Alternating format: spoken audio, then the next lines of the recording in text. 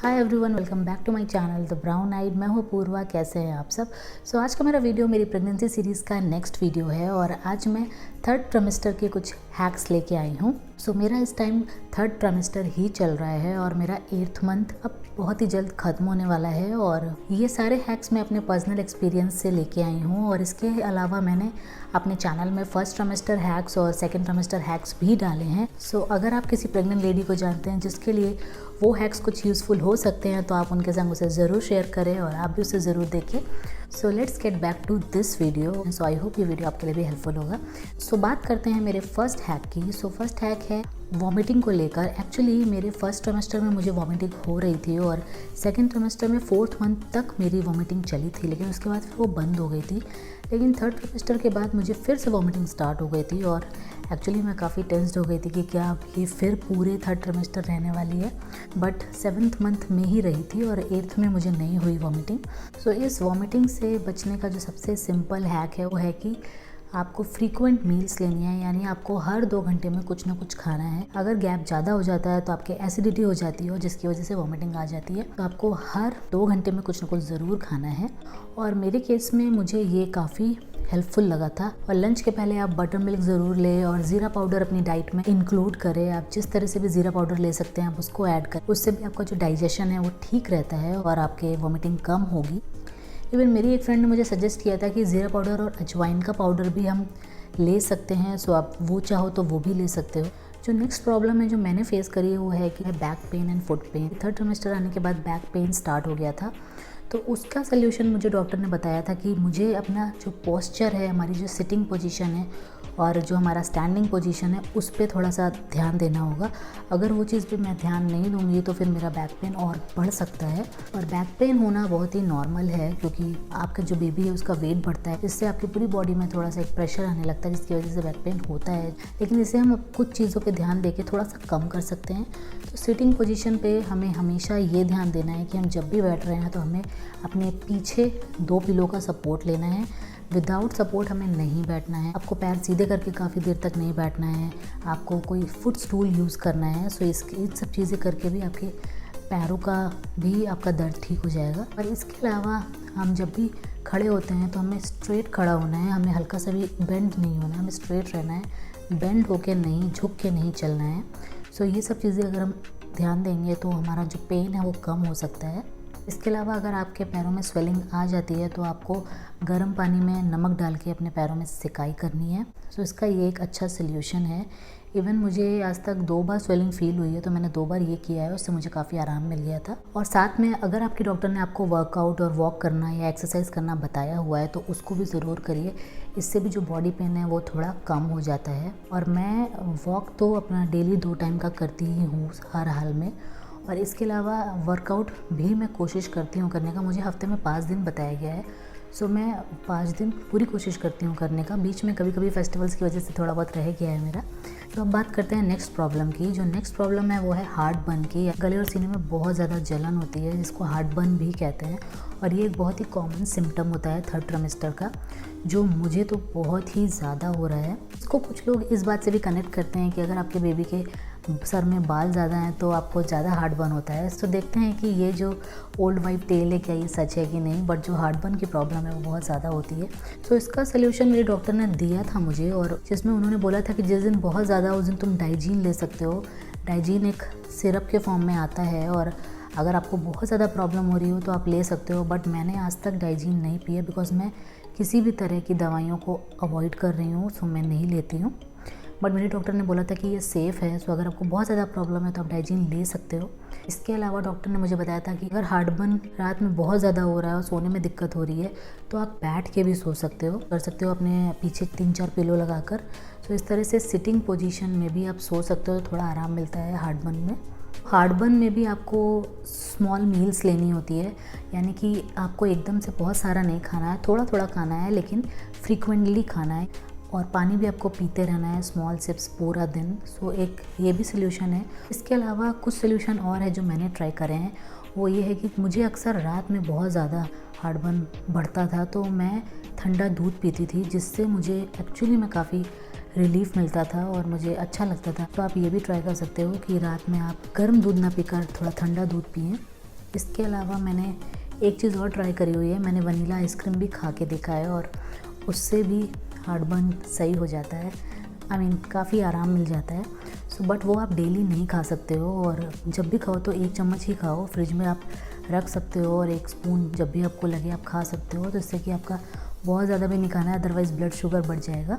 But कभी कभी ये भी आप कर सकते हो। इसके अलावा एक प्रॉब्लम है कॉन्स्टिपेशन की। कुछ लोगों को 3rd ट्राइमेस्टर आते ही कॉन्स्टिपेशन स्टार्ट हो जाता है। सो अगर आपको ये प्रॉब्लम है तो बटर मिल्क अपने खाने में ज़रूर इंक्लूड करें, और जीरा पाउडर भी अपने खाने में इंक्लूड करें, और स्मॉल मील्स ले और फ्रीक्वेंट मील्स ले और एक्टिव रहे। सो इससे भी आपका कॉन्स्टिपेशन ठीक रहेगा।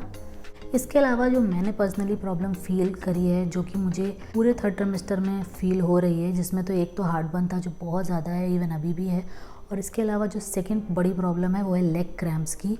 आपके पैरों में क्रैम्प्स आते हैं, रात में सोते सोते मेरी तो नस चढ़ जाती है, जिसकी वजह से मेरी नींद खुल जाती है, और उसके बाद फिर मुझे तुरंत खड़े होना पड़ता है, अदरवाइज जो क्रैम्प है वो बढ़ता जाता है और बहुत दर्द होता है। और ये मेरे साथ बहुत ज़्यादा फ्रीक्वेंटली होने लगा था। तो मैंने अपने डॉक्टर को बताया था, तो डॉक्टर ने मुझे जो इसका सोल्यूशन दिया था वो यही था कि लेग क्रैम्प्स एक बहुत कॉमन प्रॉब्लम है और ये पूरे 3rd ट्राइमेस्टर अब आपको रहेगी। लेकिन इसके अलावा इसको ठीक करने के लिए आप पोटेशियम रिच फूड खा सकते हैं। सो मैं जो खा रही हूँ वो है बनानास में पोटेशियम होता है काफ़ी। सो मैं डेली 2 बनाना हर हाल में खाती हूँ, केवल मेरे लेग क्रैम्प्स की प्रॉब्लम के लिए। और इसके अलावा आप कोकोनट वाटर भी पी सकते हो, वो भी मैं लेती हूँ, बट मैं वो रेगुलरली नहीं पीती हूँ, वो मैं 1-2 दिन के गैप में पीती हूँ। सो उसमें भी काफ़ी पोटेशियम होता है। सो आप पोटेशियम रिच कोई भी फूड आप ले सकते हो लेग क्रैम्प्स के लिए। इसके अलावा लोग एक और प्रॉब्लम फेस करते हैं, वो है ब्रीथिंग की। कभी कभी आपको ऐसा लगता है कि आप ठीक से सांस नहीं ले पा रहे हैं, और ये भी इसी वजह से होता है कि अभी वेट गेन कर रहा होता है और वो और ज़्यादा साइज़ हमारे टमी के अंदर ले रहा होता है, जिसकी वजह से हमारे लंग्स पे प्रेशर पड़ता है और हम ठीक से सांस नहीं ले पाते हैं। सो इसका सोल्यूशन भी मेरे डॉक्टर ने मुझे यही बोला है कि जब भी तुम्हें ऐसा फील हो कि तुम्हें थोड़ी दिक्कत हो रही है सांस लेने में, तो तुरंत अपनी पोजीशन चेंज कर दो। यानी कि अगर आप बैठे हुए हो तो थोड़ा दूसरी तरीके से बैठ के देख लो, या फिर लेट के देख लो, या खड़े हो जाओ तुरंत। मतलब पोजीशन चेंज करो, और बस यही इसका एक सिंगल सोल्यूशन है। ये तो टिल डिलीवरी अब चलेगा। इसके अलावा एक और प्रॉब्लम होती है sleeping problem. Actually 4th month के बाद ही जब बम्प आने लगता है तो सोने में थोड़ा सा अनकम्फर्टेबल होने लगता है, पर 3rd ट्राइमेस्टर में तो बम्प साइज़ काफ़ी बड़ा हो जाता है और हमें सिर्फ साइड ही लेटना है, और प्रेफरेबली बोला जाता है कि लेफ़्ट साइड ही सोना है, क्योंकि बच्चे को उससे प्रॉपर ऑक्सीजन और ब्लड फ्लो मिलता है। और आप राइट साइड भी सो सकते हो, उसमें कोई प्रॉब्लम नहीं है, पर लेफ़्ट साइड ज़्यादा अच्छा माना जाता है। और स्ट्रेट बिल्कुल भी नहीं सोना होता है 3rd ट्राइमेस्टर में। इसका सिर्फ यही सोल्यूशन है कि आप पिलोज़ यूज़ कर सकते हो, आप 3-4 पिलो यूज़ कर सकते हो अपने चारों तरफ। बट मेरे पास इसका एक सोल्यूशन और हैक यही है कि आप इस तरह से प्रेगनेंसी पिलो ले सकते हो, और ये आपका पोजीशन मेंटेन करता है पूरी रात, और सोने में भी काफ़ी कंफर्टेबल लगता है, और बैक में भी आपको इसी से सपोर्ट मिल जाता है, तो कोई एक्स्ट्रा पिलोज़ का झंझट नहीं रहता है। मैंने ये आई थिंक 4.5 मंथ में ख़रीद ली थी, तब से मैं इसको रोज़ यूज़ कर रही हूँ, और मुझे सोने में इसकी वजह से काफ़ी आराम मिलता है। इसके अलावा कुछ और चीज़ें मैं आपको बताना चाहती हूँ जो आपके पास 3rd ट्राइमेस्टर में होनी चाहिए, बिकॉज अपने 2nd ट्राइमेस्टर में नहीं खरीदी हैं, तो अगर आप अभी ख़रीद लोगे तो आपको काफ़ी यूज़फुल साबित होगी। जो एक चीज़ है वो ये इस तरह के ब्रा एक्सटेंडर होते हैं, क्योंकि जो बस्ट साइज़ है वो चेंज होता जाता है और आप हर महीने तो आप नई ब्रा नहीं ले सकते हैं, तो इस तरह से आप एक्सटेंडर यूज़ कर सकते हो, और इससे आपका बैंड साइज़ है वो बढ़ जाता है, और आप आराम से अपनी वही ब्रा पहन सकते हो। क्योंकि मैंने जो 7th मंथ में ख़रीदी थी वो मुझे 8th मंथ में फिर से मुझे टाइट होने लगी है, तो मैं इस तरह से एक्सटेंडर ही लगा के उन्हें पहन रही हूँ। इसके अलावा अगर आपको कुछ ड्रेसेस वगैरह ख़रीदनी भी पड़ रही हैं इस टाइम पे, बिकॉज हमारा वेट बढ़ा है और साइज़ बढ़ा है, जिसकी वजह से हमारे कपड़े टाइट होने लगते हैं, तो आप इन्वेस्ट करें अब मैटरनिटी क्लोथ्स में ही, यानी कि नर्सिंग क्लोथ्स में, क्योंकि जो आप अभी ख़रीदेंगे वो आपको आगे भी काम आएगा। आफ्टर डिलीवरी फीडिंग के टाइम आपको नर्सिंग क्लोथ्स काफ़ी कन्वीनियंट लगेंगे। सो अगर आपको अभी क्लोथ्स ख़रीदने भी पड़ रहे हैं तो अब आप मैटरनिटी क्लोथ्स ही ख़रीदें। और अगर इस टाइम आपको ब्रास भी ख़रीदने की ज़रूरत पड़ रही है तो फिर आप ब्रा भी नर्सिंग ब्रास ही लें, फीडिंग ब्रास ही लें, यही आपको आगे भी काम आएंगी। इसके अलावा जो मसाज है वो भी आपको रेगुलरली करनी है अपने बेली एरिया में, अपने ब्रेस्ट एरिया में, ये भी आपको 2 टाइम तो मिनिमम एटलीस्ट करनी है। मैं 2 टाइम डेली करती हूँ। सो आप इसके लिए कोई भी ऑयल यूज़ कर सकते हो। मैं कभी बायो ऑयल यूज़ करती हूँ या फिर कभी कोकोनट ऑयल यूज़ करती हूँ, और इसके अलावा आप शिया बटर ले सकते हो किसी भी ब्रांड का, बहुत सारे ब्रांड आपको मिल जाएंगे। सो मैं आजकल माइलो यूज़ कर रही हूँ। सो जितनी भी चीज़ों के बारे में मैं बता रही हूँ इन सब की लिंक्स मैं डिस्क्रिप्शन बॉक्स में डाल दूँगी, तो आप वहाँ से इन्हें चेकआउट कर सकते हो। सो ये मसाज भी बहुत ज़रूरी है। इसके अलावा मेरी रीसेंट विज़िट में मेरी डॉक्टर ने मुझे ब्रेस्ट मसाज करने को बोला था। आगे फीडिंग में ये काफ़ी हेल्प देता है। सो वो भी उन्होंने मुझे बोला है 30 सेकेंड मिनिमम तुम्हें करना है मसाज 3 से 4 बार। तो अब मैं 3 से 4 बार करना स्टार्ट कर दी हूँ और कोई भी ऑयल ले सकते हैं इसके लिए। इसके अलावा एक और प्रॉब्लम है जो लोगों को अक्सर थर्ड ट्राइमेस्टर में स्टार्ट हो जाती है, वो है इंसोम्निया की, यानी कि रात में नींद नहीं आती है और नींद बहुत ज़्यादा कम आने लगती है। सो मेरे साथ भी होता है कि कभी कभी मैं पूरी रात सिर्फ 2 घंटे ही सोती हूँ, इसके अलावा जागती रहती हूँ। ये मेरे साथ रोज़ नहीं होता है, बट कभी कभी मेरे साथ ये हो रहा है। हमारी बॉडी के अंदर काफ़ी सारे चेंजेस आ रहे हैं और हमारी बॉडी अब डिलीवरी के लिए भी प्रिपेयर हो रही है। ये भी एक सिम्टम ऐसा है जो कईयों को होता रहता है।